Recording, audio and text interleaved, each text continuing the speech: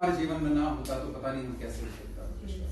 हमारी जो योग्यताएं हैं, जो भी हमारी टैलेंट्स हैं, जो भी एबिलिटीज है, जो भी हम बोलते हैं तेरी तरफ से पिता परमेश्वर, वो सब कुछ उसकी बैकिंग तेरी तरफ से पिता परमेश्वर, हम उस चीज के लिए धन्यवाद करते हैं। तो क्रिश्चियन जो मसीही जीवन है उसके कुछ एक हमें मालूम होने चाहिए कि उसके सिद्धांत क्या है। मसीही जीवन के क्या सिद्धांत है, तो इन चीजों में बहुत क्लैरिटी होनी चाहिए। तो मुझे आप कुछ एक सिद्धांत बताइए। लाइक फॉर एग्जाम्पल मैं आपको एग्जाम्पल देता, लव जो प्रेम है, प्रेम मसीही जीवन का एक सिद्धांत है, लव, राइट। और क्या होगा, एक और मैं आपको बताता हूँ, फॉरगिवनेस, यानी कि माफी।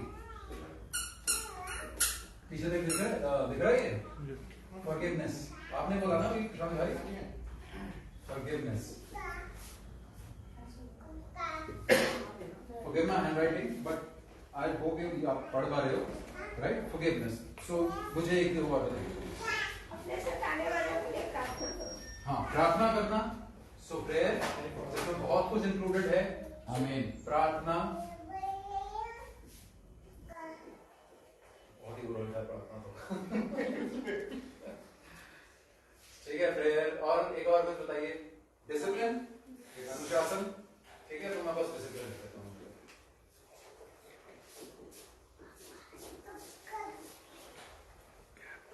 और कोई आता है दिमाग में? एक है ईमानदारी, राइट। ईमानदारी, ईमानदारी यानी कि इंटीग्रिटी। अब इंग्लिश का जो वर्ड इंटीग्रिटी है, ये बहुत अच्छा वर्ड है। इंटीग्रिटी का जो वर्ड है इंग्लिश का, इसमें जो मीनिंग निकल के आता है ना, मैं आपको वो समझा दूं वो मीनिंग क्या है। उसका मतलब ये है कि आप मतलब सही सब देख रहे होते हैं, तब हम सब ठीक मतलब सही काम करते हैं, राइट, परमेश्वर की मर्जी के हिसाब से। लेकिन आप तब क्या करते हैं जब आपको कोई नहीं देखता? आप तब क्या करते हैं जब आपको सिर्फ आपको हमेशा ध्यान रहना चाहिए कि मुझे परमेश्वर इस वक्त देख रहा है। क्या आपको ये बात अवगत रहती? जिस इंसान में ये क्वालिटी होती है उसको बोलते हैं इंटीग्रिटी। ठीक है। फिर है हरीनी, ये एक मसीही के लिए बहुत ही इंपॉर्टेंट सिद्धांत है, यानी कि ह्यूमिलिटी। ठीक है। और एक है जेनरसनेस। जेनरस को हिंदी में क्या बोलते हैं?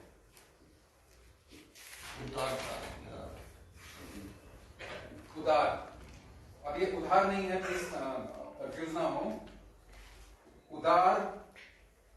उदारता क्या होता है? उदारता मतलब उदारता में देना पाया जाता है, अनसेल्फिशनेस पाई जाती है। जो देने वाला इंसान होता है, जो दूसरों की मदद करता है, दूसरों की हेल्प करता है, दूसरों को देता है किसी भी तरह से, उसको उदार कहते हैं। ये अब और भी बहुत सारे मसीही जीवन के और भी बहुत सारे सिद्धांत हैं, राइट। ये कुछ एग्जांपल्स हैं, लेकिन ये जो 3 एग्जांपल्स हैं, ईमानदारी, हरीनी और उदारता,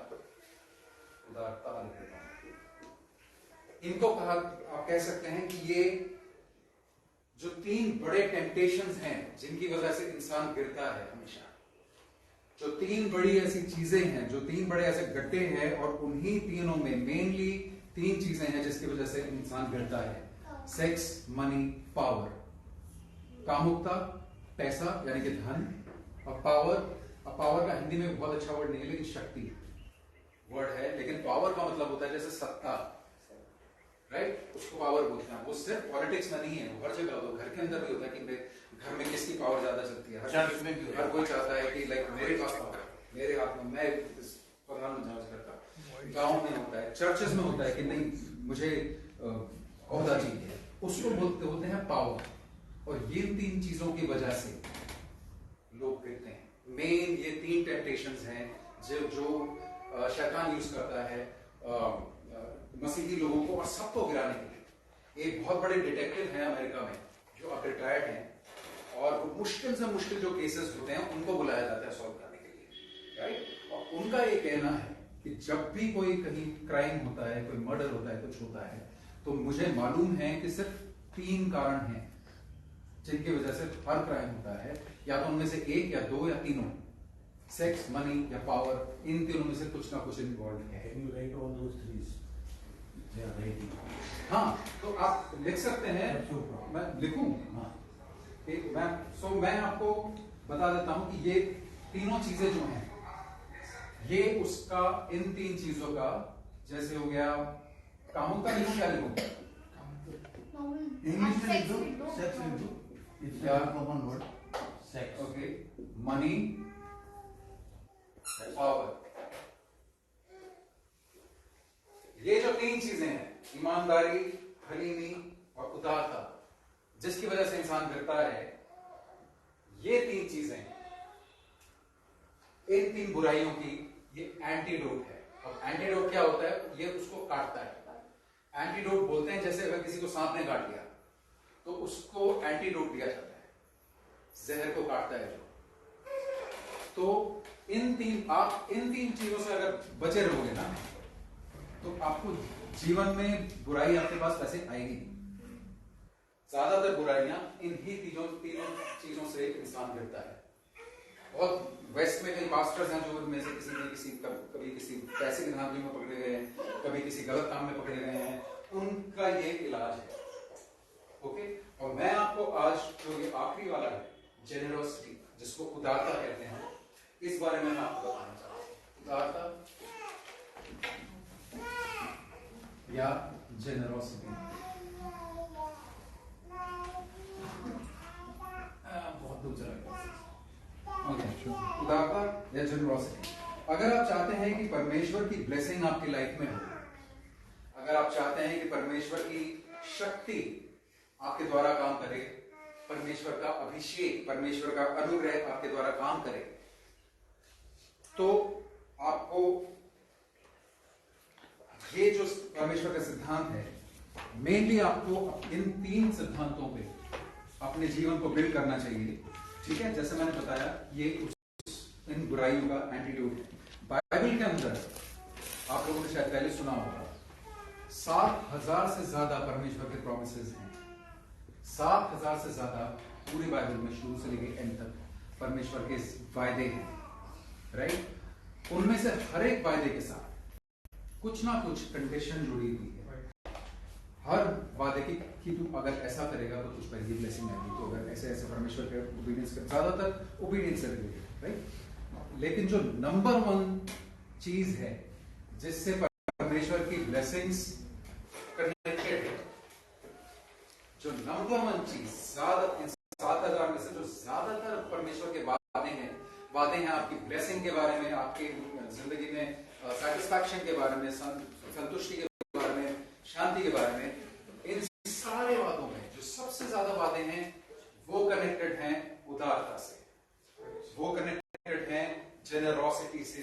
जेनरोसिटी, उदारता एक ऐसा सब्जेक्ट है जो ज्यादातर चर्चेज में, मुझे पता है यहाँ पे सब लोग जेनरोसिटी प्रैक्टिस करते हैं, राइट? लेकिन बहुत सारे चर्चेज में, स्पेशली जिनको पास्टर ईसाई बोलते हैं, वहां नहीं सिखाई जाती, वहां बहुत कम सिखाई जाती है, राइट?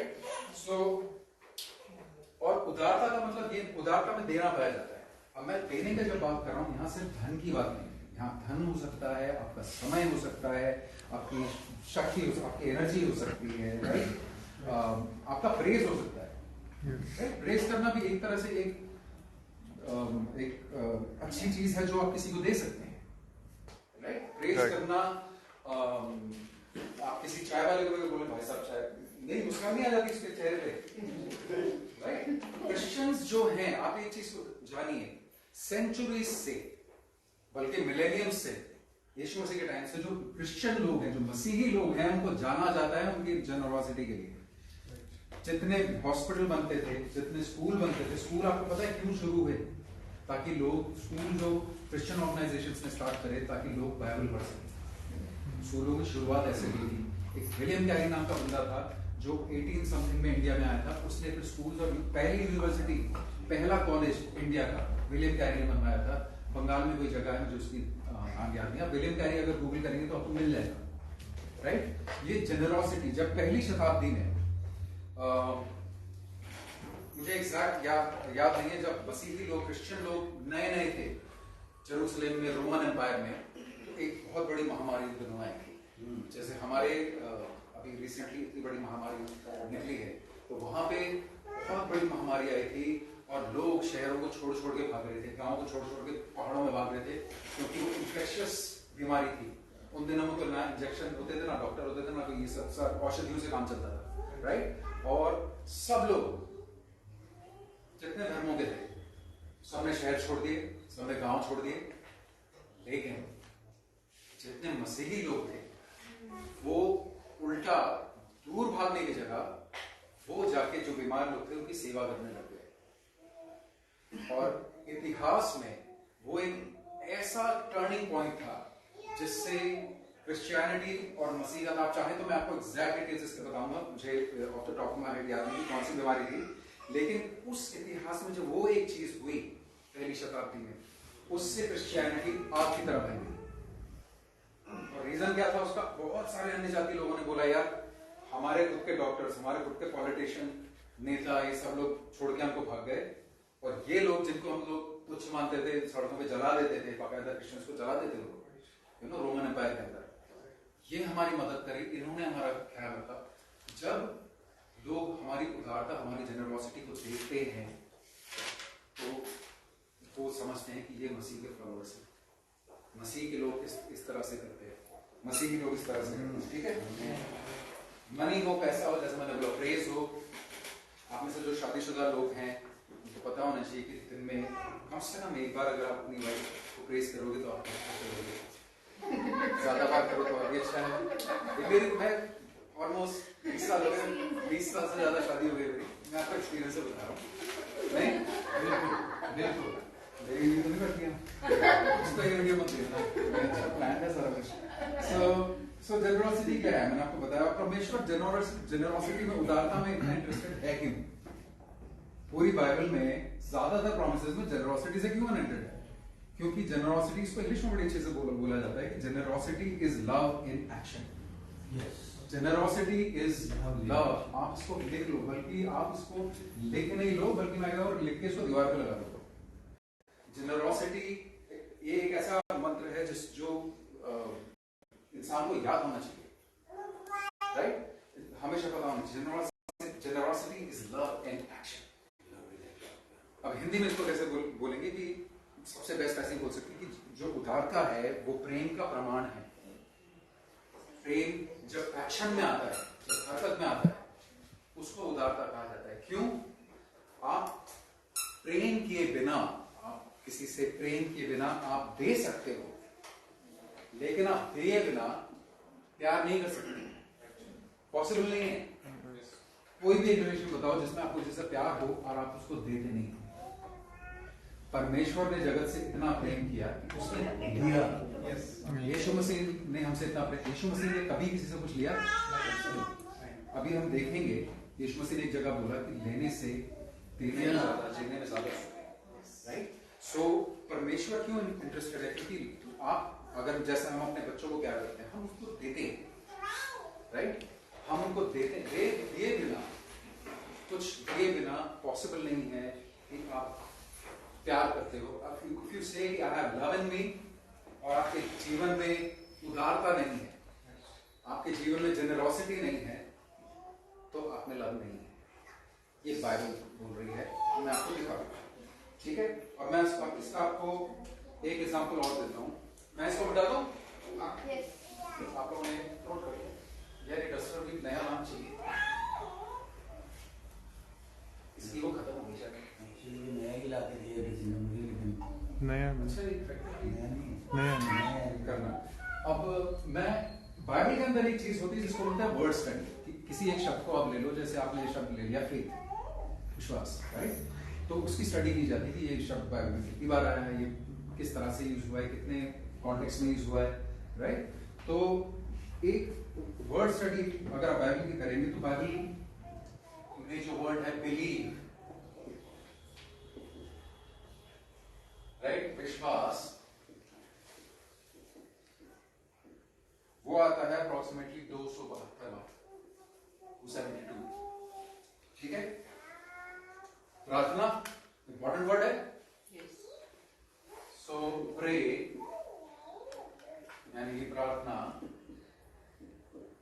आता है 371 बार, राइट? प्रेम, प्यार, जो कि बाइबल का मेन मैसेज है, जो बाइबल की डॉक्ट्रिन है। आप ध्यान रखिए, बाइबल की डॉक्ट्रिन है लव, बाइबल का सब्जेक्ट है जीसस। ये सबने सुना है। सो प्रेम आपके हिसाब से कितनी बार आता होगा? लव, प्रेम, प्रेम वर्ड बाइबल में आया है 714 बार। लेकिन जो वर्ड गिव है, यानी कि देना, अब आप मुझे एक जनरल, आप देख रहे हैं नंबर्स बढ़ रहे हैं, राइट? सो अब आप मुझे कुछ रफ गेस करके बताओ कि देना वर्ड या गिव वर्ड बाइबल में कितनी बार होगा? 800 बार, 900 बार, कितना होगा? जस्ट कोई भी एक गेस करो। 1000 बार? देना वर्ड बाइबल में आता है 2152 बार। अब आपको इस चीज की इंपॉर्टेंस पता चल रही है? देना, भले धन हो, भले समय हो, भले आपकी एनर्जी हो, कुछ भी हो, सेवा करने का जो भाव। आप लोग अपनी एनर्जी देते हैं, जो लोग सुबह सुबह यहाँ पे चेयर्स लगाते हैं, उनका देना नहीं है? अपना टाइम का कीमती नहीं होता, राइट?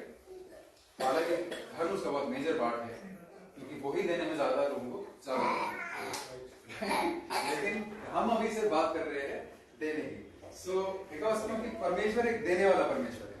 अगर परमेश्वर देने वाला परमेश्वर नहीं होता तो हमारे पास कुछ नहीं होता, हम पैदा नहीं होते। जो हवा हम जिसमें सांस ले रहे हैं वो परमेश्वर की दी हुई है। जो खाना हम खाते हैं वो परमेश्वर का दिया हुआ है। जो हम मॉडर्न आज जो मोबाइल फोन और ये सब टेक्नोलॉजी हम एंजॉय कर रहे हैं, राइट, ये सब ज्ञान, ये सब बुद्धि परमेश्वर ने इंसान को दी है। साइंस तो ये मानता है कि इंसान भी एक तरह का एक जानवर ही है, राइट? अगर जानवर है तो हम इतनी आगे क्यों निकल गए? सोचने की शक्ति, ये सब चीजें हमको कहां से मिली? सो मैं आपको जेनरोसिटी यानी कि उदारता के बारे में 12 पॉइंट्स बताना चाहता हूं। अब मुझे ये नहीं मालूम कि मैं 12 में से कितने आज फिनिश कर पाऊंगा, ठीक है? लेकिन अगर फिनिश नहीं हुआ तो या तो मैं किसी और दिन, या मैं पॉइंट्स जो है आप लोगों को भेज दूंगा एक एक करके। और मैं वर्सेस में से आपको दिखाना चाहता हूं कि परमेश्वर का वचन जो जेनरोसिटी, और ये सिर्फ देना वर्ड है, जेनरोसिटी अगर इसमें जोड़ दोगे तो और भी है, ये नंबर बढ़ जाएगा, राइट?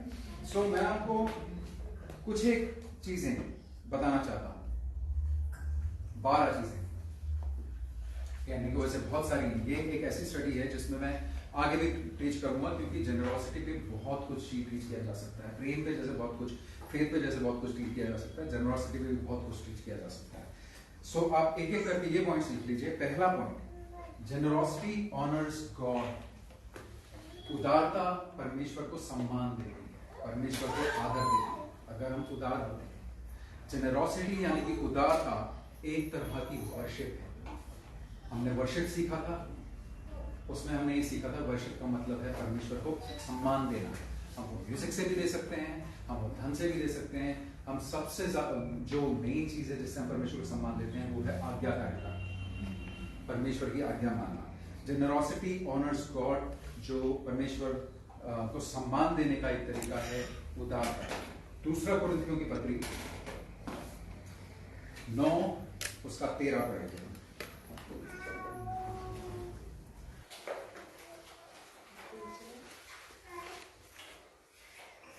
दूसरे कुरिन्थियों की पत्री 9 का 13।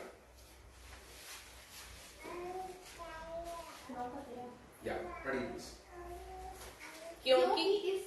क्योंकि इस सेवा को प्रमाण स्वीकार वे परमेश्वर की महिमा प्रकट करते हैं कि तुम मसीह के सुसमाचार को मानकर उसके अधीन रहते हो और उनकी और सबकी सहायता करने में उदारता प्रकट करते हो।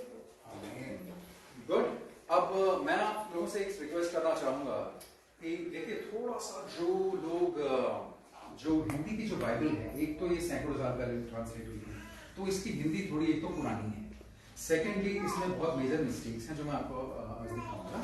तो मैं ये नहीं कह रहा कि हिंदी बाइबल है, लेकिन इंग्लिश की बाइबल क्योंकि एक तो वर्जन बहुत सारे हैं, तो अलग अलग तरीकों से हमको देखने को मिलता है, थोड़ी सी एक्यूरेसी उसमें आता है। तो हिंदी वर्ड में कभी कभी मीनिंग निकलने के नहीं आता, तो मैं आपको उसको इंग्लिश किसी और वर्जन से बताऊंगा कि वहां क्या लिखा है, ताकि मीनिंग थोड़ा सा निकल के आए। तो इसमें एक वर्जन में लिखा है, दूसरा कुरिन्थियों 9:13 में, कि you will B glorifying God through your generous gifts. अपने उदारता के भेंटों के द्वारा आप परमेश्वर की महिमा करोगे। Your generosity will prove that you are obedient to the good news of Christ. आपकी उदारता ये साबित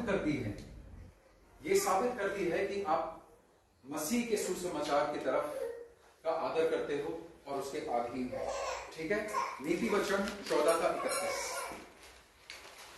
अभी हम देख रहे हैं कि उदारता परमेश्वर का सम्मान करती है। नीति वचन 14:31।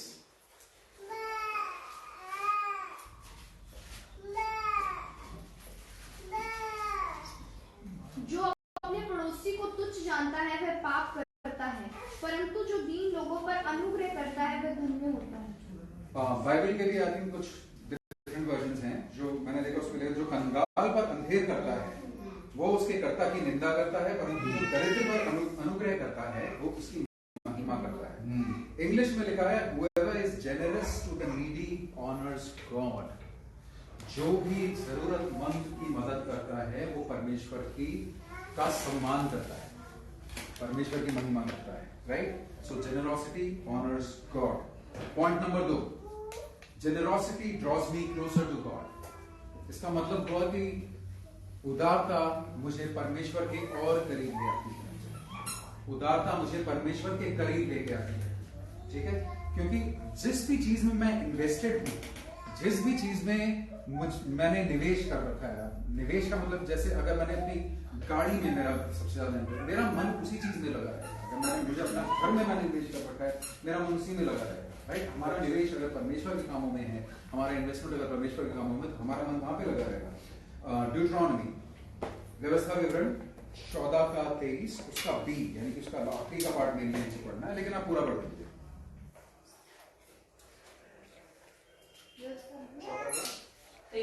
14:23 मैं इसको पढ़ता हूं, आप निकाल लीजिए।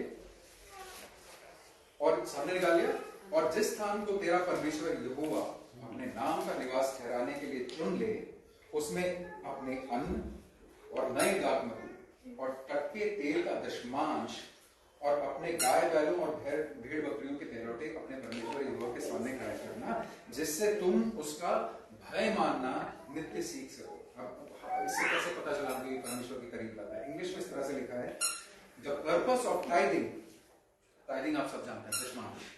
Purpose of tithing is to teach you to always put God first in your lives.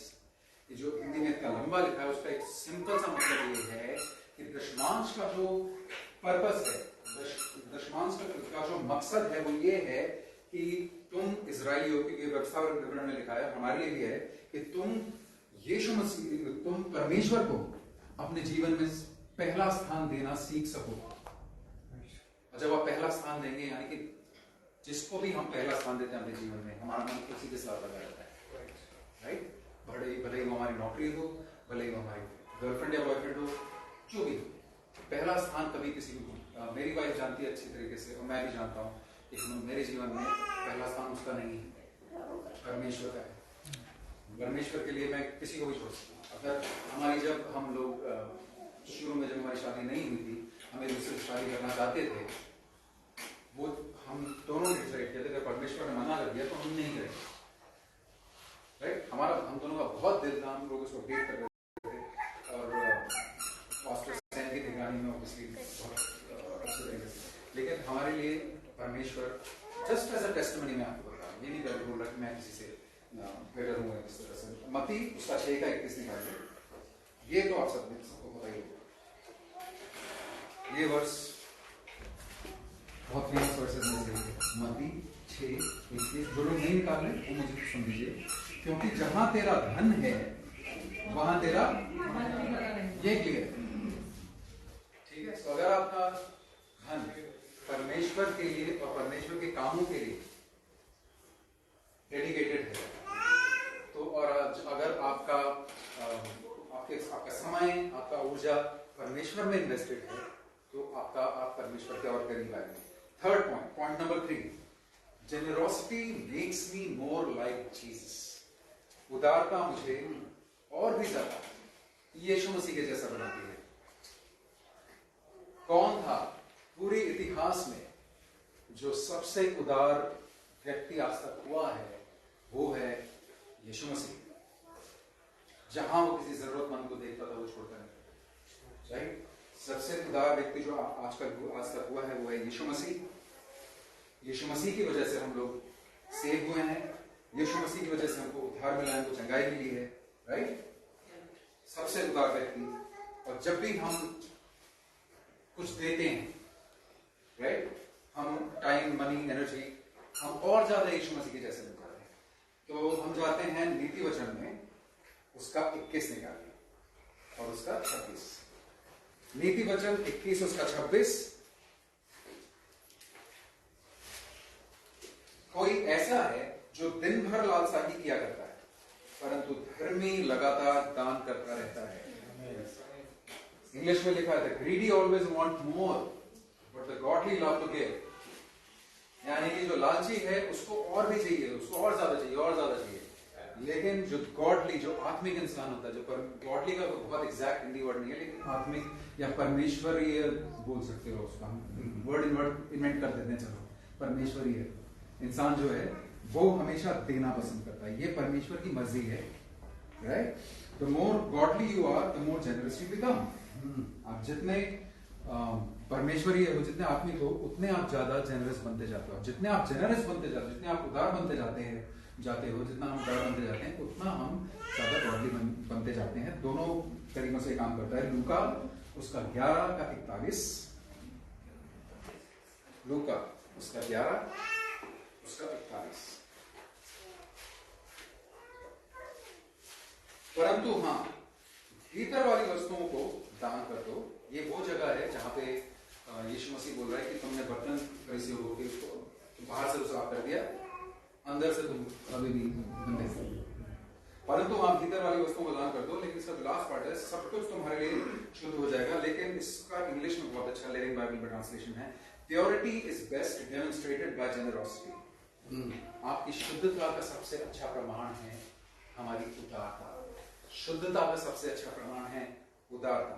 अगर आप एक पवित्र जिंदगी जीना चाहते हैं तो आपको देने वाला बनना जरूरी है। देने वाला जो इंसान होता है वो प्रमाण है परमेश्वर के लिए जो देने वाला, राइट? कि वो उसकी प्योरिटी का प्रमाण है। परमेश्वर को हमारे किसी भी चीज की जरूरत नहीं है, धन की जरूरत नहीं। परमेश्वर, दुनिया का सारा धन परमेश्वर का तब भी था जब हम पैदा नहीं हुए थे, और तब भी रहेगा जब हम इस दुनिया से एटलीस्ट चले जाएंगे, राइट? उसको, यीशु मसीह को अगर पैसों की जरूरत होती तो मछली के अंदर से पैसे निकाल सकता है। तो क्या ही हम देंगे परमेश्वर को जो, ठीक है। Point number 4, generosity is the cure for materialism. Generosity यानी उदारता जो है, उदारता सांसारिकता, इससे अच्छा वर्ड तो मुझे मिला नहीं मटेरियलिज्म के लिए। once again, सांसारिकता का बहुत अच्छा इलाज है। It's the best cure for materialism. Materialism किसको बोलते हैं? जब लोगों को मटेरियल चीजों से बहुत प्यार होता है, जब लोगों को अपनी महंगी गाड़ी से बहुत प्यार होता है, जब लोगों को अपनी गाड़ी, घर, अपने महंगे कपड़ों से बहुत प्यार होता है। ऐसे लोग मिले होंगे आप सबको। ये मटेरियलिज्म का क्योर है जेनरोसिटी, उदारता। जो इंसान देना चाहता है, जानता है, उसको कभी भी ये बीमारी नहीं होती। एक बहुत पुराना जोक था कि एक जापानीज अपनी कहीं कोई जोक है कि एक बहुत अमीर आदमी अपनी फरारी में जा रहा था और बहुत टॉप स्पीड पे अपनी फरारी चला रहा था, हाईवे पे चला जा रहा था, और उसका सडनली एक ट्रक आता है और उसका जहां वो बैठा था साइड पे, लेफ्ट साइड पे, लेफ्ट हैंड ड्राइव था, वो उसको मारता हुआ चला गया। उसका पूरा दरवाजा और लेफ्ट साइड का पूरा सब कुछ उखाड़ गया। लेफ्ट साइड का उसका पूरा दरवाजा सहित सब कुछ उखाड़ गया। वो बाहर निकला, मेरी कार बहुत जोर जोर से चिल्लाने लगा, अरे मेरी कार, मैंने इतना महंगी कार खरीदी है, इसका क्या होगा, पता नहीं क्या। तो वहां खड़े किसी इंसान ने बोला, भाई साहब आपका हाथ भी कट गया है। सिर्फ कार नहीं का डैमेज हुआ है, आपका हाथ कहाँ है, खून निकल रहा है, हाथ कट चुका है। उसने कहा, ओए मेरी घड़ी। इसे बोलते हैं मटेरियलिज्म। तो उसको अपने हाथ की चिंता नहीं, उसको अपने रोलेक्स की चिंता है कि मेरा हाथ के साथ साथ मेरा रोलेक्स भी चला गया। सो इसे बोलते हैं मटेरियलिज्म। उसका ये इलाज है मत्ती 6 उसका 24।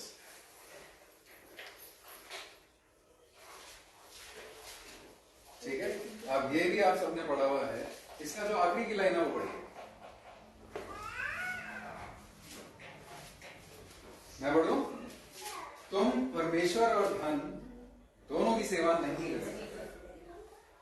अब यहाँ पे देखने, इसको मुझे इंग्लिश में बताने की जरूरत है, pretty clear है।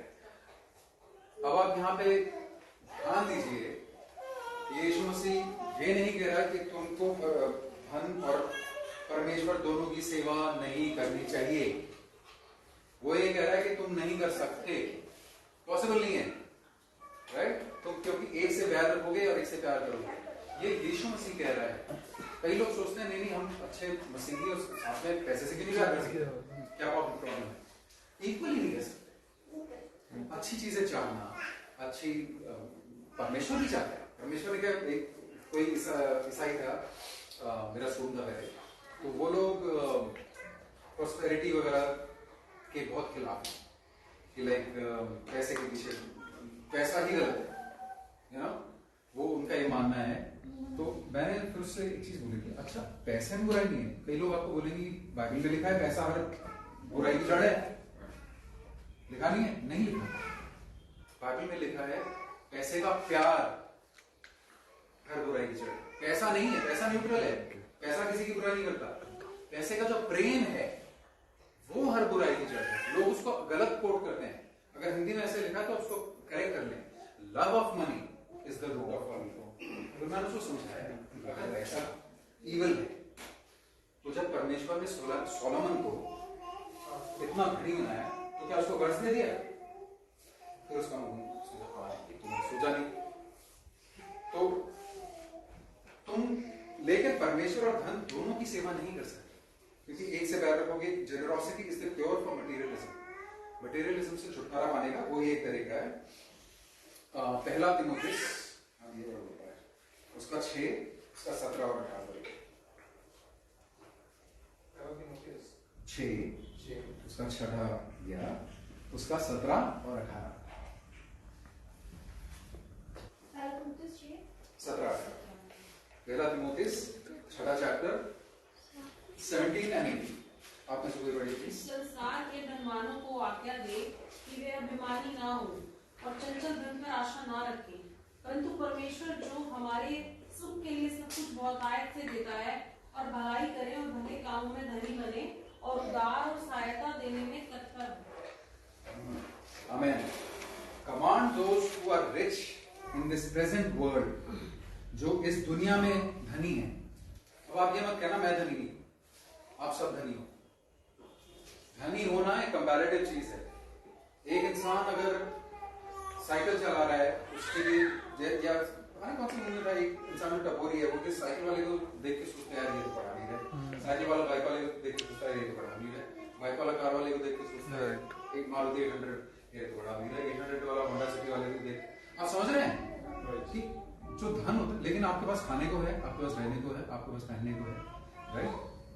तो आप, और वैसे भी मसीह में हम धनी हैं, हमारे पास पैसा हो इतना हो, ये माइंडसेट होना चाहिए हम लोगों का। ठीक है, command those who are rich in this present world, यानी कि आगे वाले वर्ल्ड में तो हम सभी रिच होने वाले हैं। Not to be arrogant, not put their faith in wealth, अपना भरोसा उसमें, जैसे हिंदी में लिखा है व्हिच इज टुवर्ड अनसर्टेनिटी, वो जा सकता है, but put their hope in God who richly provides us with everything for our enjoyment, जो कि हमको सब कुछ देता है हमारे एंजॉयमेंट के लिए। परमेश्वर ने जो कुछ दिया फुली एंजॉय कीजिए उसको, जितना भी दिया, जो भी दिया। Command them to be generous and be willing to share, उनको आज्ञा दे कि वो उदार बने और दूसरों के साथ शेयर करें।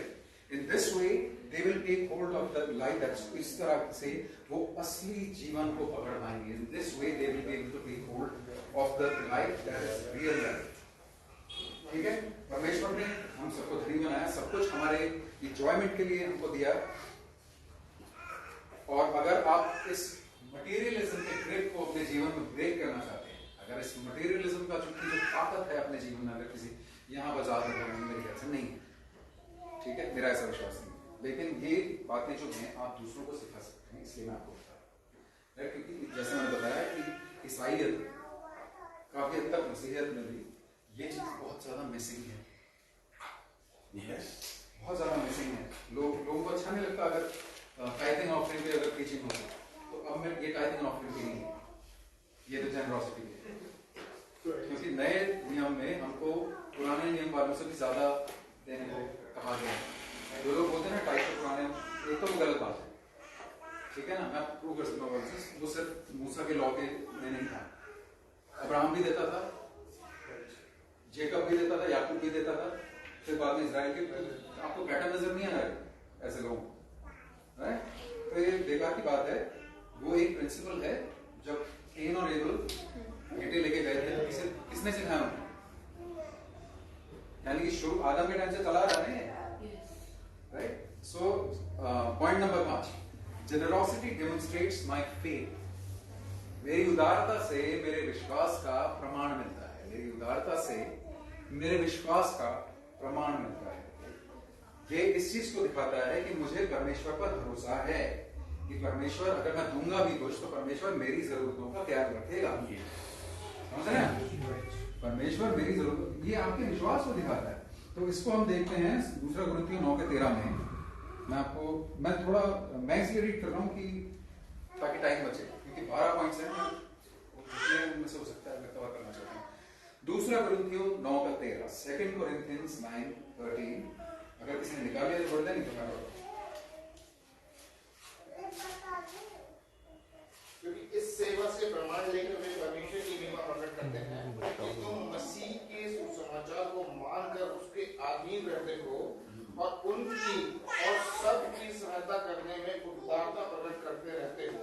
या सबकी, और किस सेवा, किस सेवा, वहां पे आप जाके कॉन्टेक्स्ट में पढ़ सकते हैं। वहां देने की बात हो रही है, विश्वासियों की मदद करने की बात हो रही है, राइट?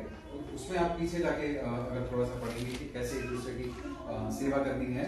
और इस से इंग्लिश की फिलिप्स ट्रांसलेशन उसमें लिखा है, your giving proves the reality of your faith. आपका देना, आपका दान देना, ये प्रूव करता है कि आपके विश्वास की रियलिटी क्या है। ठीक है? फिलेमोन का 6, फाइलीमन हिंदी में कैसे है? फिलेमोन। देखिए, जितने आप लोगों को एनकरेज करूंगा कि थोड़ा बहुत आप ट्राई करें कि इंग्लिश की भी बाइबल जो वर्जन्स, किंग जेम्स वर्जन तो बहुत डिफरेंट है, लेकिन जो सिंपल वाली है ना, उनको भी साथ साथ जब आप स्टडी करते हैं तो पढ़ा करें। और सबसे बेस्ट तो है ये है कि अगर आप ओरिजिनल वर्ड्स को चेक करें, ग्रीक और हिब्रू में कौन से वर्ड्स हैं, फिर ज्यादा समझ में आता है, राइट? तो फिलेमोन का 6, एक ही चैप्टर है उसमें, कि तेरा विश्वास में सहभागी होना तुम्हारी भलाई की पहचान में मसीह के लिए प्रभावशाली है। और देखिए, इससे मीनिंग समझ में नहीं आ रहा क्योंकि ये पुरानी है, राइट? तो इसमें Philemon, you are generous because of your faith. You are generous because of your faith. Phillips Bible में लिखा है, तुम उदार हो अपने विश्वास की वजह से। ठीक है? जो स्टिंजीनेस होती है ना, जो कंजूसी होती है, उसका कारण पता है क्या होता है? विश्वास ना होना। विश्वास ही नहीं, परमेश्वर मेरा क्या होगा, राइट? जो इंसान कंजूस हो, मसीह की बात कर रहा है, ठीक है? उसके बाहर तो मुझे पता नहीं। मसीह, अगर कोई इंसान कंजूस है तो यानी कि उसमें विश्वास, वो प्रमाण देता है एक तरह से विश्वास की कमी है उसमें। ठीक है? और मलाकी 3 का 10 मेरे ख्याल से निकालने की भी जरूरत नहीं है। आप सब जानते हैं कि वहां पे यीशु मसीह, वहां पे परमेश्वर ने क्या बोला है कि तुम सारी भेंटियों दशमांश मेरे मंदिर में लेके आओ, ऐसा करके मुझे परखो। और ये अकेली एक ऐसी जगह है जहां पे परमेश्वर ने परखने को बोला है। लेकिन जब अपोलोजिस्ट प्रूव करते हैं, आर्ग्यू करते हैं परमेश्वर के एग्जिस्टेंस, एक आर्गुमेंट होता है, उसको बोलते हैं कॉस्मोलॉजिकल आर्गुमेंट, एक होता है थियोलॉजिकल। इस तरह तो ये प्रूव किया जाता है कि वो बिग बैंग कॉज किसने किया, उसका कॉज क्या था। साइंटिस्ट को आज तक उसको आपका जवाब नहीं होता, किस चीज ने बिग बैंग को कॉज किया, कहां से आया। हम ये मानते हैं कि उसको परमेश्वर ने कॉज किया है, एक ऐसा परमेश्वर, क्योंकि जब बिग बैंग हुआ था तब टाइम, मैटर और स्पेस, ये तीनों चीजें एक्सिस्टेंस में है। समय, मैटर को मुझे नहीं पता क्या बोलते हैं, जो ये चीजें होती हैं, जो भी चीजें मैटर बोलते हैं, और स्पेस, तो ये स्पेस है, राइट? टाइम, मैटर, स्पेस उस पर एग्जिस्ट करने लगे। तो जो जिसने भी बनाया वो ये तो समय के बाहर है और मटेरियल नहीं है, राइट? इतना तो साइंटिस्ट भी मान चुके हैं। हम ये मानते हैं कि वो पर्सनल गॉड है, कि वो हमें इंटरेस्टेड है। वो मानते हैं कि जैसे कि जो भी रीजन था वो पर्सनल रीजन नहीं है, राइट? तो इस तरह के बहुत सारे आर्गुमेंट्स होते हैं, किसी दिन हम वो कवर कर सकते हैं किसी स्टडी में, मैं आपको बता सकता हूँ। सो और यीशु मसीह का रिजरेक्शन का ईस्टर आएगा तो मैं आपको बताऊंगा उसका क्या प्रूफ है, क्योंकि हमारा जो विश्वास है, आप ध्यान रखिए, इसको ये अगर बाइबल में आपको गलती दिखाएगा ये तो गलत है, तुम बाइबल देखो। क्रिश्चियनिटी को अगर गलत प्रूफ करना है ना, आपको एक चीज प्रूफ करने की जरूरत है, तो कोई नहीं कहता है कि यीशु मसीह मरे लोगों में से नहीं जिलाया। वो हमारे विश्वास का बेसिस है, उसका बहुत उसके मेजर प्रमाण है जिससे प्रूव होता है कि ये सचमुच में हुआ था, राइट? इसी दिन उसको भी हम स्टडी करेंगे ताकि कोई अगर आर्ग्यू करे तो आपके पास बोलने के लिए कुछ हो। So point number 6, generosity reveals my character. मेरी उदारता, ये तो अविश्वासी भी मानेंगे कि उदारता जो है वो आपके चरित्र को दिखाती है, आपके चरित्र को दर्शाती है, राइट? ये दर्शाती है कि मेरा किस तरह का, किस प्रकार का दिल है, सेल्फिश दिल है या अनसेल्फिश दिल है, जनरस उदार दिल है या कंजूस दिल है। परमेश्वर जो है वो पैसे का इस्तेमाल करता है कई बार आपको टेस्ट करने के लिए। आप ध्यान रखिए, कभी बहुत सारे पैसे आ जाएं, बहुत सारा अगर धन किसी के पास, कई बार परमेश्वर इंसान को टेस्ट करता है, अब ये इस पैसे के साथ करेगा, ठीक है? कई लोग ऐसे हैं जो अपनी मिनिस्ट्री को, जो पैसा कमाने में बहुत माहिर हैं, ये भी एक टैलेंट होता है, लोग जानते हैं। कुछ लोग पैसा, उनको 100 रुपए दे दो, 10 साल बाद वो करोड़पति हो जाएंगे। कुछ लोगों में टैलेंट होता है। अमेरिका वगैरह में, यूरोप वगैरह में कुछ ऐसे लोग हैं जो इसको अपनी मिनिस्ट्री मानते हैं, हम पैसा कमा रहे हैं परमेश्वर के लिए, अपना ज्यादातर पैसा परमेश्वर को दे देते हैं। और जो स्वर्ग में हमारी रिवॉर्ड्स होंगे, जो इनाम होंगे और जो रिस्पॉन्सिबिलिटी, जो हमको रिस्पॉन्सिबिलिटीज दी जाएंगी, वो इन चीजों पर डिपेंड करता है कि यहाँ हम अपने पैसे को किस तरह से मैनेज कर रहे हैं, ठीक है? अब इसका लूका 16 का 11 निकालिए, लूका 16 उसका 11। अब यहाँ भी ट्रांसलेशन मैं आपको पहले से बता दूं इनकरेक्ट है और उसको आप करेक्ट कर लीजिएगा अपने बाइबल में। इसलिए सपोज है, इसलिए जब तुम अधर्म के धन में सच्चे ना ठहरे तो सच्चा तुम्हें कौन सौंपेगा? ये जो अधर्म का धन है ये गलत है, इस यहाँ पे होना चाहिए था जब तुम इस दुनिया के धन, दुनियावी धन में सच्चे ना ठहरे, क्योंकि यीशु मसीह ने अधर्म का पैसा यूज करने को क्यों बोले? आपने भी ये पढ़ते वक्त सोचा होगा कि अगर जब तुम अधर्म के धन में सच्चे ना ठहरे तो हमें अधर्म का धन सबसे पहले तो होना ही नहीं चाहिए हमारे पास, तो फिर यीशु मसीह ऐसे क्यों बोलेगा? तो ये ट्रांसलेशन में एरर है। ये जब तुम इस दुनिया के धन में सच्चे ना ठहरे तो तुम्हें सच्चा जो कि स्वर्ग में होगा वो तुम्हें कौन देगा? इंग्लिश में इस तरह से लिखा है, if you are untrustworthy with worldly wealth, ठीक है, who will trust you with the true riches of heaven. अगर तुम इस दुनिया के धन के साथ सच्चे ना ठहरे तो तुमको स्वर्ग का सच्चा धन कौन देगा? राइट, ये यीशु मसीह बोल रहा है। पॉइंट नंबर 7, अब ये इसमें सबको इंटरेस्ट होगा, गिविंग ब्रिंग्स गॉड्स ब्लेसिंग्स। उदारता से, देने से, दान करने से हम पर परमेश्वर की और ब्लेसिंग्स आती हैं। अगर आप चाहते हैं कि आपके जीवन में परमेश्वर की ब्लेसिंग्स हों, अगर आप चाहते हैं कि आपके पास, कितनी बार हुआ है कि कलेक्शन ली जा रही है, मान लीजिए पंजाब के किसी कन्वेंशन के लिए या गरीबों को देने के लिए स्वेटर्स कलेक्ट किए जा रहे हैं और आपके मन में आता है काश मेरे पास, और आपके पास नहीं है देने को कुछ, कि आपने से कुछ लोगों के साथ कभी ना कभी हुआ होगा कि काश मेरे पास होता देने के लिए, या काश मेरे पास और होता देने के लिए, नहीं, काश मेरे पास होता। तो ये जो है हमारे साथ नहीं होना चाहिए, राइट? परमेश्वर ऐसे दिल वालों को जरूर देगा, लेकिन प्रॉब्लम ये है कि हाथ में जब पैसा आ जाता है फिर उसे छोड़ा नहीं जाता। और बता दें कि जब किसी की सैलरी 5,000 होती है तो 500 देते हुए बहुत उसको प्रॉब्लम नहीं होती, लेकिन जब वो 10 लाख हो जाती है ना, फिर वो सोचता है 1 लाख रुपए दे दूं, राइट? ये इस चीज पे परमेश्वर की नजर रखी है। तो अगर आप चाहते हैं परमेश्वर की ब्लेसिंग आपके जीवन में हो तो हमको कंजूसी उसी का साथ छोड़ना पड़ेगा और हमें दूसरे लोगों की हेल्प करनी पड़ेगी खुले हाथों से। आप एक चीज ध्यान रखिए, मैं आपको हाथ का एग्जाम्पल देता हूँ। फॉर एग्जाम्पल आपका हाथ, अगर आपके हाथ में कुछ है, अब हमारी बच्चों की क्या बोलती है कि बस मैं ले लूं, राइट, वो शेयर करना नहीं पसंद करते। अगर आपके हाथ में कुछ है, ये कई बड़ों में भी रह जाती है, और आपने उसको पकड़ लिया, उसको आपकी अंगूठी बंद है, ठीक है, आपका धन, आपका जो भी है आपके पास वो बचा है, ठीक है, अब नहीं जाएगा किसी को। लेकिन क्या आप कुछ ले भी सकते हो? अब आप ले नहीं सकते, ठीक है। लेकिन अगर आपका हाथ खुला रहेगा तो आप हिसाब से दे भी सकते हो और ब्लेसिंग रिसीव भी कर सकते हो। जिसका हाथ बंद होता है वो ब्लेसिंग कैसे रिसीव करेगा, राइट? सो अगर आपको परमेश्वर की ब्लेसिंग आप चाहते हैं अपने जीवन में, तो खुले हाथ से लोगों की मदद कीजिए। नीति वचन 22:9, नीति वचन 22:9, Proverbs 22:9, वहां पे जाइए और आप इसको पढ़िए। इसको ये ट्रांसलेशन की है।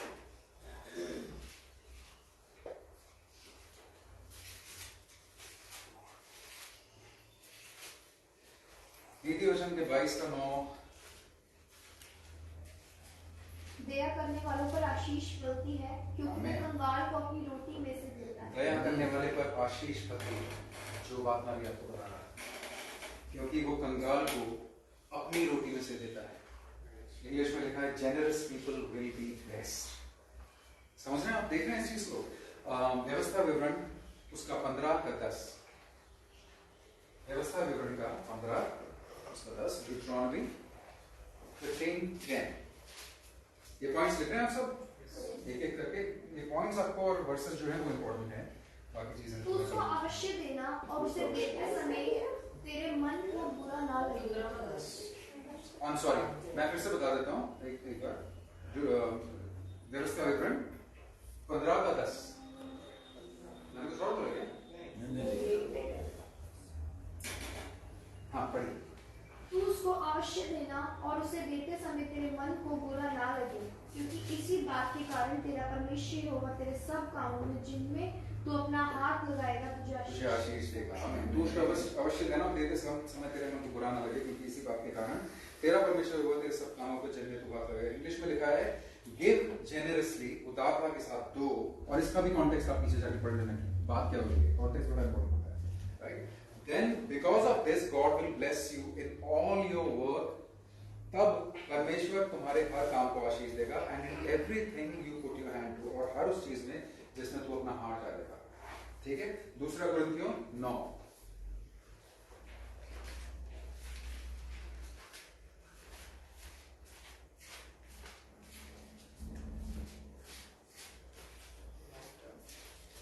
का 7 और 8, 7 और 8 पढ़िए।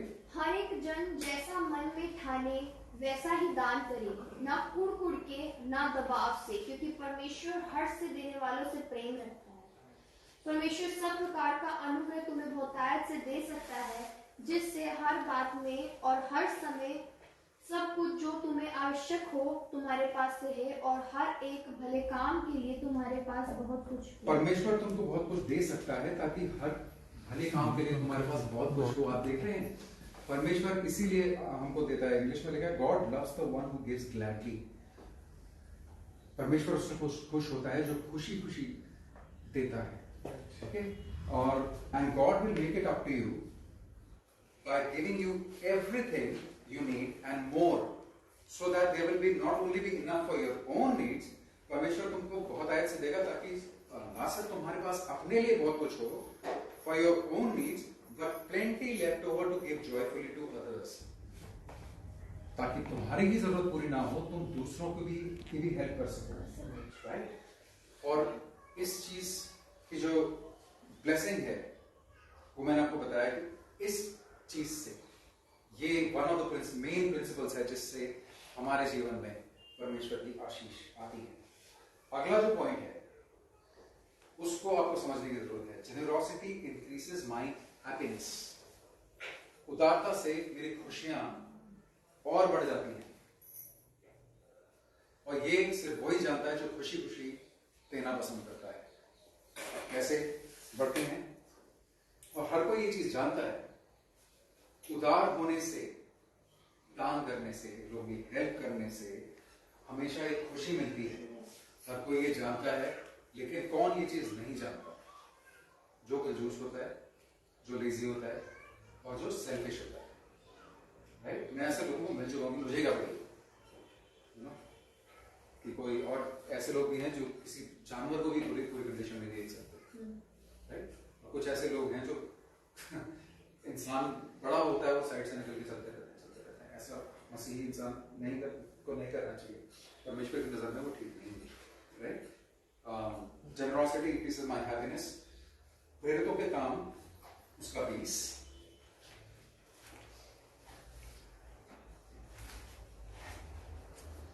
प्रेरितों के काम 20। 35 का चलिए आप पूरा पढ़ लीजिए। उसका मेनली हमको ध्यान देना है लास्ट वाले जो अभी हमने बोला भी था। उसका 20, उसका 35। यस।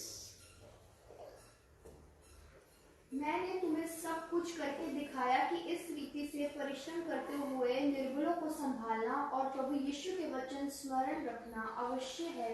जो उसने आप ही कहा है, लेने से देना धन्य है। प्रभु यीशु की ये बातें हमको स्मरण रखना बहुत जरूरी है, बहुत अवश्य है कि उसने आप ही कहा कि लेने से देना धन्य है। और इंग्लिश में लिखा है there is more happiness in giving than in receiving. यानी कि देने में लेने से भी ज्यादा खुशी है। ये खुशी एक मसीही इंसान के जीवन में आप देखना बाइबल में कितनी जगह, पुराने नियम में भी नए नियम में भी मदद करने की, दान करने की। पुराने नियम में आप बार बार एक चीज पढ़ेंगे तो window on the orphan, window on the orphan, ठीक है, विधवा और ऑर्फन को क्या लिखा है? ऑर्फन जिसका कोई होता नहीं है, माँ बाप नहीं है, कोई भी नहीं है उनको संभालने के लिए, वो बेसिकली लिटरली उन दिनों में जो विडोज होती थी, ऑर्फन होते हैं, उनको संभालने वाला कोई नहीं होता था। क्योंकि उस वक्त जो उनकी लेडीज होती थी उनकी सोसाइटी में, उनकी सिचुएशन डिफरेंट थी, वो काम नहीं करते थे। उनके अगर उनका कोई हस्बैंड नहीं है या फादर नहीं है तो ना तो उनकी कोई प्रॉपर्टी होती थी ना कुछ, कोई उनका, ये सारी पुरानी कल्चर्स में है, इंडिया में भी था। राइट? सो हमेशा परमेश्वर कहने मतलब है जो भी जरूरतमंद है, जो इंसान अपनी खुद का ख्याल नहीं रख सकता, मसीही लोग एक दुनिया में एग्जाम्पल होने चाहिए कि हम उनका ख्याल रखते हैं। जैसे कि मैंने बताया दुनिया में कितने हॉस्पिटल्स हैं, कितने स्कूल्स हैं, क्रिश्चियनिटी ने दुनिया में कितना काम किया है। राइट? क्रिश्चियन लोगों ने, भले ही वो रोमन कैथोलिक चर्च हो या कोई से भी चर्च हो, जब पैंडेमिक आया था, जब कोरोना आया था, तब बहुत बड़े बड़े चर्चेस साउथ में, दूसरी जगहों पे उन्होंने बहुत खाना बनाया, बहुत उन्होंने जाने जाते हैं उसके लिए। और तो ये जो खुशी है, देखिए जब हम छोटे होते हैं, जब मैं छोटा था, ये जो देने की खुशी है उसकी मैं बात करता हूँ। जब मैं छोटा था तो मुझे एक ही चीज में इंटरेस्ट था, मुझे क्या मिलता है, मुझे चाहिए ये, मुझे मुझे साइकिल चाहिए, मुझे पुरानी चीज चाहिए, मुझे इस वाली क्लास को ज्वाइन करना है, मुझे ये चाहिए, मुझे बल्कि अपने भाई बहनों से भी छीन कर ले लेते हैं। नहीं, एक बार मुझे याद आ रहा है, बचपन में जयपुर में हम लोग, तो पास्टर सैन ने मटन, पास्टर रानी दीदी पता नहीं कहाँ गई थी, उन्होंने मटन बनाया था, तो हम बैठे, मैं, प्रीति, मेरी बहन, मुझे पता नहीं पिंटू भी कहाँ था उसको, शायद वो बहन था, और पास्टर साहब बैठ के मीट चावल खा रहे थे। और मैं बहुत बात नहीं था, मैं आपकी तरह नहीं था उसको, मैं मतलब नॉन स्टॉप बातें करता था, रिकॉर्डिंग्स हैं उसकी, तो मुझे विश्वास नहीं होता, देखना कोई विश्वास नहीं होता, ये सेम था। राइट? सो हम लोग बैठ के मटन चावल खा रहे थे, हमारे पास पीसेस थे, तो मेरा एक फेवरेट पीस था उसमें, ठीक है ना, वो मैंने ऐसे रखा हुआ था कि एंड में खाऊंगा, और मैं प्रीति मेरे साथ बैठ के मैं बातें करे जा रहा हूँ, पास्टर सुने जा रहे हैं, खा रहे हैं, खा रहे हैं, मैं बात करे जा रहा हूँ, मैंने नीचे देखा तो मेरा फेवरेट पीस गायब। फिर मैंने मुड़ के देखा तो प्रीति बैठी थी, 4-5 साल की, शायद उस वक्त 4-5 साल की बैठी। ये बच्चों का नेचर होता है, उसको पता था भैया, ये उसको भी पसंद था, उसको पता भैया तो देंगे नहीं, लेकिन मैं बड़ा था, मुझे मिल जाता।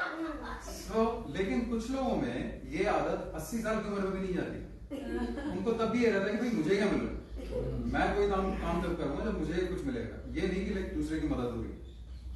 राइट? यहाँ तक कि ब्लड डोनेट करने में भी लोग सोचते हैं कि नहीं यार उससे मेरा क्या फायदा है, राइट? छोटी छोटी चीजों में तो ये आदत हमारे अंदर नहीं होनी चाहिए। 525 हो गए, should I continue? हाँ? 4 पॉइंट्स हो गए। Generosity expands my influence. मैं आपको जल्दी जल्दी बताता हूँ। जेनरोसिटी यानी कि उदारता से मेरा इन्फ्लुएंस, मेरा प्रभाव इस दुनिया के अंदर बढ़ता है। जो इंसान जेनरस होता है, जो इंसान देना चाहता है, या आप लोग ये भले ही मसीही हो या नॉन मसीही हो, उसका जो इन्फ्लुएंस है, उसका जो प्रभाव है सोसाइटी के ऊपर, उसका जो प्रभाव है वो पड़ता है। देने वाले का प्रभाव हमेशा। नीति वचन 11 का 24 पढ़ते हैं। नीति वचन 11 उसका 24 तो आप निकालिए, मैं उसको पढ़ता हूँ और आप सुन लीजिए ताकि हम जल्दी से सुन जाए, घर जाके देख कर सकते हैं। ऐसे हैं जो छितरा देते हैं तो भी उनकी पड़ती ही होती है। छितराना मीन्स बांट देना, उसका बिखेरना उसका मतलब होता है। और ऐसे भी हैं जो यथार्थ से कम देते हैं और इससे उनकी घटी ही होती है। Right? The world of the generous gets larger, and ये मुझे इंग्लिश वाला बहुत पसंद है, मैसेज बाइबल में लिखा है, the world of the generous gets larger and larger, the world of the stingy यानी कंजूस gets smaller and smaller। Hindi में इसका अनुवाद करूं तो एक उदार प्राणी की जो दुनिया है वो और बड़ी होती रहती है। यहाँ हम प्रभाव की बात कर रहे हैं, इन्फ्लुएंस की बात कर रहे हैं। आप अगर देने वाले होंगे तो कितने फ्रेंड्स बनेंगे आपके, कितने लोग आपको मानेंगे, राइट? लेकिन जो कंजूस होता है उसकी दुनिया और छोटी होती जाती है। वजन से क्या 112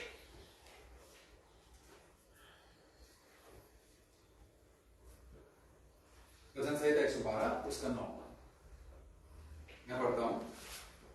उसने उदारता से दरिद्रों को दान दिया, उसने उदारता से दरिद्रों को दान दिया, उसका धर्म सदा बना रहेगा और उसका सींग, आज सींग की कुछ बात हो रही थी, महिमा के साथ ऊंचा किया जाएगा।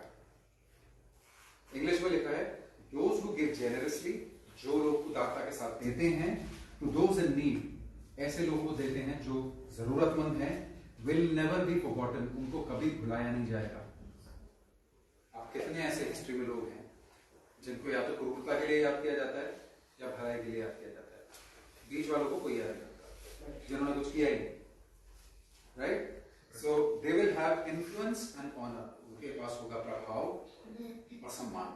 Point number 10, generosity multiplies my money. उदारता से मेरा जो पैसा है, मेरा जो धन है, वो मल्टीप्लाई हो जाता है, वो बढ़ जाता है। मल्टीप्लाई का लिए कोई हिंदी वर्ड आपको आता है अच्छा सा, मुझे बताइए। जेनरोसिटी मल्टीप्लाइज माय मनी, मेरे धन को वो और बढ़ाता है। देखिए ऐसा है कि जब हम परमेश्वर को अपने कमाई का 10% देते हैं तो वो जो बाकी का 90% है ना, वो बहुत दूर तक जाता है। ये हम पर्सनली देख चुके हैं, राइट? नॉर्मल सर्कमस्टांस होता है, कुछ लोगों के साथ नहीं होता, क्योंकि जीवन में हो सकता है पाप हो, कुछ हो, पता नहीं, कुछ लोगों का टेस्ट हो रहा होता है, परमेश्वर को टेस्ट करता है। लेकिन मैं जनरली बता रहा हूँ कि अगर हम 10% कम से कम, मेरे हिसाब से इतना तो हर विश्वासी को देना चाहिए, राइट? अगर हम वो देते हैं तो बाकी का जो 90 देने वाले ऐसे हैं जो 50% अपना आधी कमाई परमेश्वर को दे देते हैं। एक पास्टर ने अमेरिका में वो अपनी 90% कमाई परमेश्वर को दे देते हैं। उनका हालांकि कमाई बहुत ज्यादा है तो वो 10% भी उनके लिए आई एम श्योर बहुत ज्यादा इनाम पड़ता होगा, बट सॉरी 90% देना, 91% देना आसान नहीं है। तो वो जो हमारे पास 10% देने के बाद जो पैसा बचता है परमेश्वर को देने के बाद, उसमें बहुत आशीष रहती है। ये भी चीज हमको मानने की जरूरत है। नीति वचन 11 का 25, इसे आप में से कोई पढ़िए क्योंकि इसका ट्रांसलेशन ठीक है।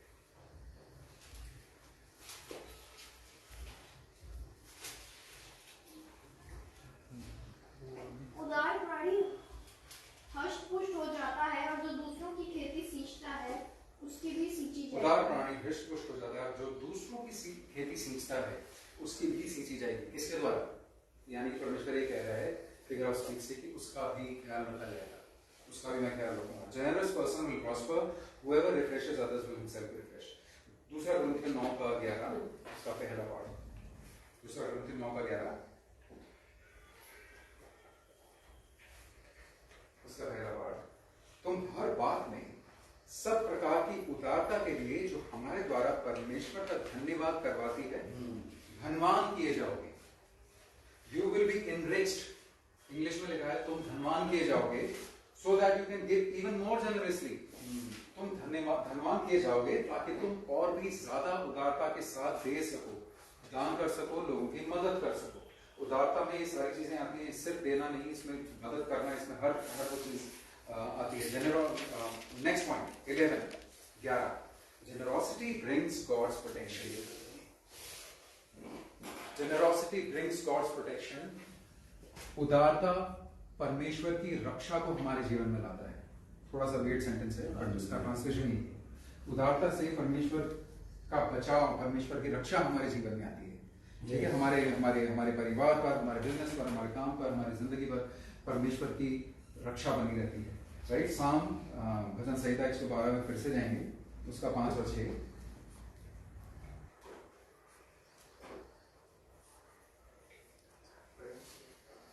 भजन संहिता 112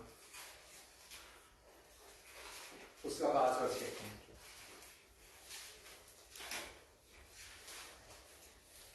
जो पुरुष अनुग्रह करता और उद्धार देता है उसका कल्याण होता है। वह न्याय में अपने मुकदमे को जीतेगा। वह तो सदा तक अटल रहेगा, धर्मी का स्मरण सदा तक बना रहेगा। यानी कि जो व्यक्ति अनुग्रह करता है और उद्धार देता है, थोड़ा सा यहाँ पे ट्रांसलेशन में मीनिंग करके नहीं आ रहा, मैं आपको इंग्लिश से बताता हूँ। All goes well for the generous man who conducts his business fairly। जो उदार व्यक्ति होता है उसके लिए सब कुछ अच्छा होता है, और वो अपना जो रोजमर्रा जो बिजनेस, मतलब काम वाले बिजनेस की बात नहीं होगी, अपने जो मामले हैं उसको फेयरली कंडक्ट करता है। Such a man will not be overthrown by evil circumstances। ऐसा इंसान बुरी परिस्थितियों से हारेगा नहीं। ऐसा इंसान, उदार इंसान बुरी परिस्थितियों में कभी हारेगा नहीं। अब परमेश्वर यहाँ पे ये नहीं कह रहा कि बुरी परिस्थितियां आएंगी नहीं, इस बात पर ध्यान दीजिए, वो हारेगा नहीं। मैन कई लोग ये सिखाते हैं कि नहीं अगर हम मसीही हैं तो हमारे जीवन सब नहीं, ऐसा नहीं। यीशु मसीह ने साफ बोला था कि इस दुनिया में, in this world you have tribulation, इस दुनिया में मुसीबतें हैं, लेकिन धीरज रखो क्योंकि मैंने जीत पा ली है। ठीक है, तो ऐसा इंसान, यीशु मसीह ने क्या बोला कि एक जल्दी से आपको बताता हूँ, एक व्यक्ति था जिसने बालू रेती को घर बनाया और आंधी आई, तूफान आया, सब कुछ आया, उसका घर गिर गया।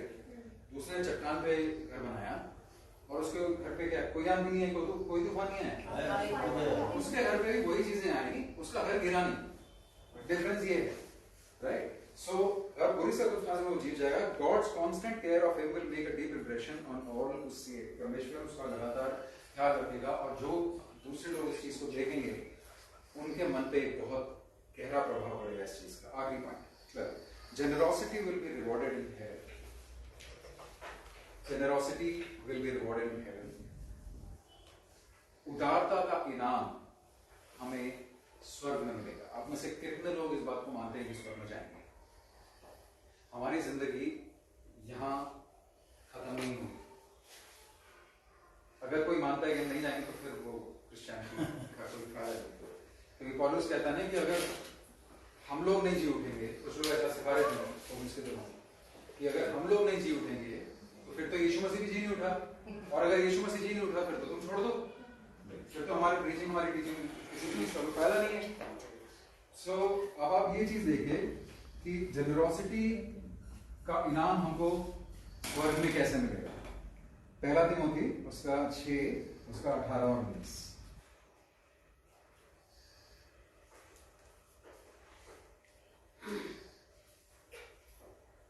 पहला तिमोथी 6 18 करें और भले कामों में धनी बने और उदार और सहायता देने में तत्पर हो, और आगे के लिए एक अच्छी देन डाल रखें कि सत्य जीवन को वश में कर लें। उदार बने और ये सब चीजें आपने पढ़ी, उनके इसमें लिखा है आगे के लिए एक अच्छी देन डाल। ये कब की बात कर रहा है? आगे किस, कौन सा आगे के लिए? इस जीवन में नो, क्योंकि हिंदी में वो निकल के नहीं आ रहा। और सत्य जीवन, ये सत्य जीवन की बात होगी जो एक्चुअल हमारी लाइफ होगी। आप ये समझ लो कि हमारी जो 80-90 जितने भी साल की जिंदगी है ये एक ट्रायल है। ये परमेश्वर हमें प्रूव करने का मौका है कि अब परमेश्वर के लिए क्या कर सकते हैं, राइट। सत्य जो इंग्लिश में लिखा है, use your money, use your money, use बड़ा इंपॉर्टेंट है। Use your money to do good, अपने पैसे यूज करो भलाई करने के लिए। Always being ready to share with others, हमेशा दूसरों के साथ बांटने के लिए रेडी रहो what God has given you. By doing this, ऐसा करके you will be storing up real treasure for yourself in heaven. ऐसा करके तुम अपने लिए स्वर्ग में एक ट्रेजर को क्या बोलेंगे, एक डिपॉजिट, एक खजाना तुम पहले से रख सकते हो। It is the only safe investment for eternity. ये एक ओनली सेफ इन्वेस्टमेंट है जो इटर्निटी तक रहेगा। हम कितने इन्वेस्टमेंट करते हैं, कभी शेयर्स में, कभी एफडी में, कभी इसमें, राइट। वो ये एक ऐसा इन्वेस्टमेंट है जो हमेशा के लिए रहेगा। अब कई लोग देखिए हमारे पूरी तरह समझ में नहीं आता, हमको बाइबल बहुत क्लियरली नहीं बताती कि हमारा जो स्वर्ग में हम जो खजाना रखते हैं वो हम किस तरह से यूज करेंगे और कैसे यूज करेंगे, लेकिन यूज तो करेंगे। क्योंकि यीशु मसीह ने एक बार नहीं 4 बार बोला है बाइबल में, 4 बार यीशु मसीह ने बोला है कि स्वर्ग में अपने लिए खजाना इकट्ठा करो, स्वर्ग में अपने लिए खजाना इकट्ठा करो। तो यीशु मसीह ने अगर 4 बार बोला है तो कुछ तो उसकी इंपॉर्टेंस होगी, यानी कि स्वर्ग में हमको बताने की जरूरत पड़ेगी। तो यानी कि स्वर्ग में हो सकता है कुछ लोग कंगाल हो कि वो सेव तो हो जाए लेकिन उन्होंने अपने लिए इकट्ठा कुछ नहीं किया। तो अब आपको अभी कगले बोलेंगे। हाँ, सो अब आप ये या तो अपने धन को यहाँ 70, 80, 90 साल एंजॉय करो, या फिर बाद में जब हम करोड़ों साल जहाँ पे हमको रहना है फाइनली जाके, या फिर वहां पे तो कुछ जाए जहाँ पे ना कीड़े मकोड़े खाते हैं, क्या ना कोई चोरी कर सकता है, लिखा है ना। हाँ, सेंध नहीं लगा सकते, where moths cannot destroy, and they will be living fruitful Christians down here as well। और ऐसा करने से हम तो पैसे का इस्तेमाल करें। लूका उसका 16:9, लूका 16:9। मैं एक सेकंड देता हूँ आपको। लूका 16:9। और मैं तुमसे कहता हूँ कि अधर्म के धन से अपने लिए मित्र बना लो, ताकि जब वह जाता है तो वे तुम्हें अनंत निवासों में ले ले। हाँ, अब ये वर्ष भी बहुत क्लियरली वापस बाहर निकल के नहीं आता, और इसको भी लोग पढ़ के ऐसा सोचते हैं यार 2 नंबर के धन से फिर मुझे अधर्म का काम पहले कमाना पड़ेगा, कोई ऐसा काम करना पड़ेगा कि जिसमें अधर्म का पैसा हो, या तो मैं जाके चोरी करूं। नहीं, ये दुनिया के धन की बात हो रही है, ठीक है ना। यूज योर वर्ल्डली रिसोर्सेज, तो आप इस तरह से बोल सकते हो। और मैं तुमसे कहता हूं कि इस दुनिया के धन से अपने लिए मित्र बना लो, ताकि जब वो जाता रहे तो तुम्हें अनंत निवासों में मिले। ताकि जब तुम अपने लिए मित्र बना लोगे अपने इस दुनिया के धन से, तो जब आप अनंत निवासों में जाओगे, जब हम अपनी एवरलास्टिंग लाइफ में जाएंगे, तो वहां पे हमारे ये फ्रेंड्स होंगे। आप में से कितने लोग मतलब कह सकते हैं इस चीज को, मतलब कोई ना कोई आपको वहां मिलेगा कि यार तेरी वजह से आज मैं यहाँ पे स्वर्ग में। यस, ये आपके मित्र होंगे स्वर्ग में। आपके नहीं तो ना सिर्फ कंगाल बल्कि अकेले भी रह जाएंगे मुझे पता नहीं वैसे कोई अकेला होगा, लेकिन अगर यीशु मसीह कह रहा है कि use your worldly resources to benefit others, अपने इस दुनिया के धन को यूज करो ताकि दूसरों के फायदे के लिए, टू मेक फ्रेंड्स।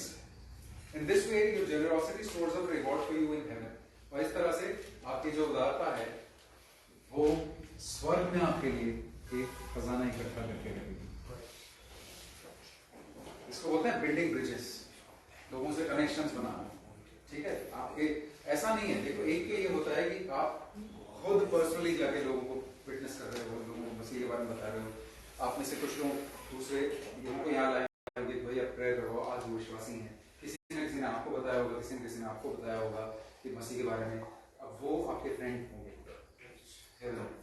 राइट। तो लेकिन दूसरा तरीका ये है कि जैसे आपका जो धन जा रहा है, जैसे हिंदा किसी या पंजाब के किसी चर्च को आप सपोर्ट कर रहे हैं, तो 1 टाइम डोनेशन भेज रहे हैं, सपोर्ट नहीं भी कर रहे, और वो पास्टर या वो इवेंजलिस्ट वहां जाके रूही जीतता है, तो क्या उसका इनाम आपको नहीं मिलेगा, राइट।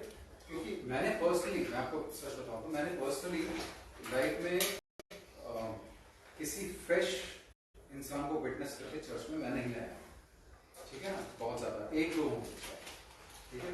मेघना भाभी भी 2-4 लोगों को लेंगे, कुछ लोग हैं जो उस काम में बहुत बहुत लोगों को ये एक टैलेंट है, कुछ लोगों का ये काम होता है। मेरा काम चर्च में डिफरेंट है। मेरा काम है आप लोगों को एम्पावर करना, आप लोगों को इंकरेज करना। टीचर का काम होता है सीसे सिखाना, हर किसी का अपना फंक्शन है।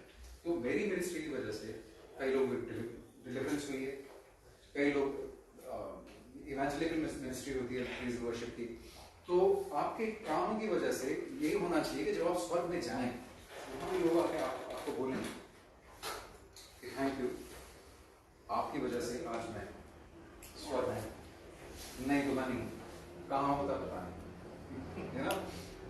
सो आप कहाँ रखने चाहेंगे अपने पैसे? यहाँ 70-80 साल के लिए, 90 साल के लिए, या फिर एक उसका पोर्शन जो है, हम यही तो करते हैं कि अच्छा रिटायरमेंट फंड में डाल दो, पीपीएफ में डाल दिया या एनपीएस में डाल दिया 20%। आजकल एनपीएस स्टार्ट हुआ है और भी बेटर है, तो उसमें अपने अर्निंग हर महीने 1000 रुपये डाल दो। रिटायर हो तो रिटायरमेंट की अगर सोच सकते हैं तो फिर इटर्निटी का हमको सोचने की जरूरत है। ये यीशु मसीह जैसे मैंने आपको बताया 4 बार बोलता है। देखिए ऐसा है, आखिर में आपको एक चीज बोलूंगा कि हमारी उदारता से लोग हमको पहचानेंगे। यीशु मसीह ने बोला you are the light on the head, you are the salt of the earth, ये सब चीजें बोली। तुम्हारी लाइफ का क्या काम होता है? लोगों को गाइड करना, उसको देख के लोग समझ जाते हैं कि ठीक है वहां पे। तो हमारे जीवन को देख के लोग, जैसे फर्स्ट सेंचुरी का मैंने आपको बताया था कि वहां पे लोगों ने जब देखा कि यार क्रिश्चियंस तो बहुत अलग हैं, और जब उन्होंने पूछा होगा कि भाई तुम अपनी जान खतरे में डाल के हमारी सेवा क्यों कर रहे हो, तो उन्होंने बताया होगा भाई क्योंकि यीशु मसीह ने सिखाया। मैं एक चीज जानता हूँ कि अगर यीशु मसीह मेरी लाइफ में नहीं होता तो मैं मोस्ट प्रॉब्ली एक बुरा इंसान होता, मैं अच्छा इंसान नहीं होता। मुझे यीशु मसीह, मुझे बाइबल जो है सीधे रास्ते पर रखती है, वरना मैं बचपन में ही ऑलरेडी भटकने लग गया था। ठीक है, वो मैं स्टोरी आपको किसी और पास्टर संडे पर बैठा के मुझसे बात करी थी और सीधे रास्ते पर लाए थे, यार वो लंबा हो जाएगा। सो मेरे अंदर वो नेचर आ चुका था, और बच्चों में भी। आप बच्चों को अगर नाम, हमने सोचा था कि हम रिया को के सामने कभी झूठ नहीं बोलेंगे, ठीक है, ताकि उसको एक्सपोजर ही ना हो झूठ का। उसने खुद ही सीख लिया झूठ। तो हमको सिखाना नहीं पड़ता है, हमारे नेचर में है। लेकिन यीशु मसीह प्रभु का वचन हमको सीधी लाइन पर रखता है, जो डेडिकेटेड मसीही। तो जब दूसरे लोग इस चीज को देखते हैं यार इसका नेचर डिफरेंट है, वो परमेश्वर को महिमा देते हैं, राइट। जब हम दूसरों की मदद करें, जब हम उदारता से लोगों को देंगे, क्योंकि आप एक चीज को देखिए कि यीशु मसीह ने सबसे बड़ी आज्ञा, अभी मैंने आपको शुरू में बताया कि लाइक आप दिए बिना प्रेम नहीं कर सकते, प्रेम से कनेक्टेड है जेनरॉसिटी, राइट। सबसे बड़ी आज्ञा जब लोगों ने पूछा कि क्या है, तो यीशु मसीह ने बोला कि तो अपने परमेश्वर को अपने पूरे मन प्राण बुद्धि से प्रेम कर, और इसी के समान एक दूसरे भी है जो वो शायद एक्सपेक्ट नहीं करते। तो उन्होंने यही पूछा था, लेकिन इंपॉर्टेंट था तभी यीशु मसीह ने बोला नहीं, खत्म नहीं हुआ, क्योंकि तुम परमेश्वर की सेवा करोगे कैसे? आसमान में चढ़ के पैर तो नहीं दबा सकते ना परमेश्वर के, कैसे करेंगे? पैसे लेके ऊपर की तरफ फेंकोगे, वो भी नहीं होगा। परमेश्वर की सेवा करने का एक ही तरीका है कि हम एक दूसरे की सेवा करें, चर्च की सेवा करें, गरीबों की सेवा करें जो असहाय है, राइट। कोई असहाय इंसान अगर आप में एबिलिटी है, तो यीशु मसीह ने बोला इसी के समान दूसरी एक और है कि तू अपने पड़ोसी को अपने समान सेम तरीके से अपने समान प्रेम कर। तो फिर चेरों ने बाद में जाके पूछा कि भाई एक बात और रहेगी कि पड़ोसी है कौन? हम पड़ोसी की लिटरल वो भी जानते थे कि लिटरल पड़ोसी की बात नहीं होगी जो तुम्हारे घर के साथ रहता है, वो तो अदर भी हो सकता है, भले ही इसराइली हो। तो यीशु मसीह ने उनको एक फिर कहानी बताई जो आप सबको पता है, good Samaritan, the story of the good Samaritan. एक रास्ता था, वहां पे आदमी को गुंडों ने लूटा, उसको मारा पीटा, कुछ उसको लहू करके घायल करके वहां छोड़ दिया। वहां से एक इंसान निकला जो कि बहुत धर्मी था, उसने देखा वहां से निकलता चला गया। दूसरा इंसान निकला, वहां से एक फरीसी, एक रबाई निकला, ठीक है ना, रबाई का फरीसी था। ये फरीसी लोग कितने धर्मीय लोग थे जो निकले वहां से, ठीक है ना। मतलब ऐसे होते होंगे जो मतलब सारा मंदिर में भेंटे चढ़ाते होंगे सारा दिन। फरीसी और सदूसी अपने आप को बहुत रिलीजियस समझते थे, बहुत सोचते थे कि बस अगर कोई है राइचस फॉर्म में, तो ऐसे सेल्फ राइचस बोलते हैं उसको, जिन्होंने अपने आप को राइचस ठहरा दिया है। परमेश्वर नहीं बोला, परमेश्वर क्या बोल रहा है कि देखो ये निकल गया वहां से, और परमेश्वर देख रहा है ये सब। दूसरा आया वो निकल गया, एक फरीसी आया वो वहां से निकल गया। ये शायद सारे दिन दुआ भी करता होगा ये सर, और ये जो फरीसी और सदूकी हिंदी में मुझे पता नहीं सैडुसीज जिसको बोलते हैं, इन लोगों को बाइबल की एटलीस्ट पहली 5 किताबें ज़बानी याद थी। अगर आप बोलो ना अच्छा सुनाओ बाइबल, वो शुरू हो जाएंगे उत्पत्ति 1 का 1 से व्यवस्था विवरण के 28 तक चलते रहेंगे, उनको ज़बानी याद थी। ऐसा इंसान वहां से निकल रहा है जो अपने आप को, लेकिन फिर बाद में वहां पे कौन आया? एक सामरी। अब सामरी लोग कौन होते थे? सामरी लोग जो थे वो एग्जैक्टली नहीं थे, ठीक है ना, उसका हिस्ट्री आप लोग पढ़ेंगे, लेकिन वो परमेश्वर को मानते थे और इजरायली लोगों को तुच्छ मानते थे क्योंकि वो ओरिजिनल नहीं है। ये लोग पहाड़ पे जाके एक पर्टिकुलर मंदिर में नहीं जाते थे, कहीं एक दूसरी जगह पे जाकर परमेश्वर की आराधना करते थे। ऐसे एक स्त्री से यीशु मसीह ने भी बात करी थी यूहन्ना के 4 में, जहाँ पे बोला था कि ऐसा टाइम आएगा जब लोग आत्मा में और सच्चाई के साथ, वो स्त्री भी सामरी थे, सामरी को वो लोग तुच्छ मानते थे। तो वो सामरी जब वहां से आया और उसने जब उसकी मदद करी, उसके मरहम पट्टी करी, सब कुछ करी, उसको ले जाके किसी होटल में ठहराया, होटल तो नहीं लिखा हुआ, जो भी लिखा होगा, तो उस परमेश्वर ने देखा और परमेश्वर ने, यीशु मसीह ने क्या बोला? उन सब से तो ये बेटर है। परमेश्वर के उनके हिसाब से ये तुम्हारा असली नेबर है, राइट, जो जेनरोसिटी दिखा रहा है, क्योंकि जेनरस दिल के बिना लाइक ऐसे प्यार करना पॉसिबल नहीं। तो मैं आखिर आप लोग ये बोलना चाहूंगा कि दुनिया के लिए हम एक मिसाल बने अपनी कैपेसिटी के हिसाब से, जितना भी हो सकता है कि हमारा हाथ हमेशा खुला रहे। मैंने एक बार एक बंदे को सॉरी फिर जस्ट 2-3 मिनट्स दूंगा, मेरा एक बहुत अच्छा फ्रेंड है, अनफॉर्चुनेटली, तो उससे मैं बात कर रहा था, मैंने किसी को हेल्प करी थी, उससे दिया नहीं जा रहा था, वो वैसे भी आना नहीं, मैंने उसको बोला चल तू रख ले, राइट, तो वो मुझसे पूछ रहा था कि तूने ऐसा क्यों किया? जीसस टीचर्स मी।